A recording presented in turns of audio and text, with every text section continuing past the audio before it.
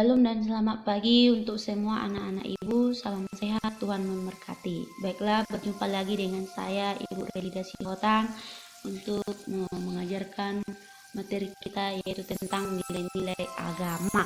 Nah, materi kita hari ini adalah Roh Kudus memperbaharui gereja. Sebelum kita memulai materi kita, marilah kita berdoa. Oke, Ibu akan memimpin kita dalam doa. Silakan kamu ambil waktumu di tempatmu masing-masing, posisi berdoa. Terima kasih Bapak untuk hari ini. Tuhan boleh memberi kami waktu, walaupun Tuhan dalam situasinya kami masih sedang dipisahkan oleh jarak, tetapi tidak menutup kemungkinan bagi kami untuk terus datang padamu melalui pembelajaran kami hari ini. Tuhan, hari ini kami belajar tentang peran Roh Kudus dalam memperbaharui setiap orang beriman. Oleh karena itu Bapa, tolonglah kami agar kami mampu Tuhan untuk memahami, mengenal dan mengetahui apa-apa yang harus kami ketahui tentang Roh Kudus. Terima kasih Tuhan Yesus, dan nama Yesus kami sudah berdoa. Amin. Oke, baiklah, kita langsung saja masuk ke materi. Adapun yang harus kita bahas nantinya adalah yang pertama, apakah itu Roh Kudus? Nah, sebelum Ibu menjelaskan apakah itu Roh Kudus, kita harus tahu sejarah turunnya Roh Kudus. Nah, Alkitab mengatakan bahwa Roh Kudus itu hadir pada saat 50 hari setelah kenaikan Tuhan Yesus Kristus, dan itulah yang disebut dengan hari Pentakosta. Hari Pentakosta itu disebut dengan hari turunnya Roh Kudus. Roh Kudus adalah pribadi Tuhan dalam konsep Tritunggal. Konsep Allah Tritunggal itu Allah Bapa, Allah Anak, dan Allah Roh Kudus. Menurut ajaran Kristiani, seorang Kristen memiliki Roh Kudus di dalam dirinya. Merupakan Roh Allah yang menolong, memimpin, menghibur, dan mengajar dengan yang setia.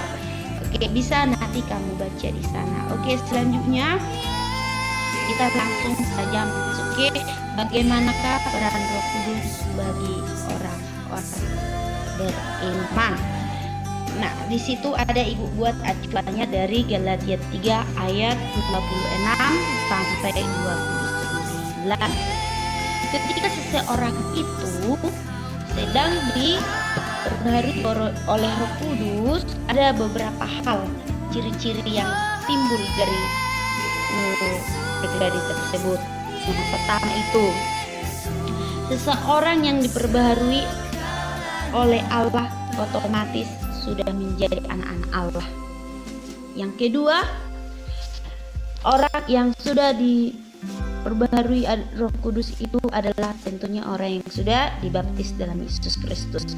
Nah, kalau dalam ajaran Kristen itu ada baptisan orang dewasa, ada baptisan anak-anak, ada baptisan selam, dan ada juga baptisan percik. Kemudian orang yang diperbaharui Roh Kudus itu adalah orang yang sudah merdeka, orang yang memiliki derajat yang sama di hadapan Kristus. Oke, sampai di sana Ibu rasa sudah paham. Kemudian lanjut. Nah, bagaimanakah peran Roh Kudus yang sesungguhnya? Roh Kudus itu datang ke dunia ini setelah kehidupan Yesus Kristus.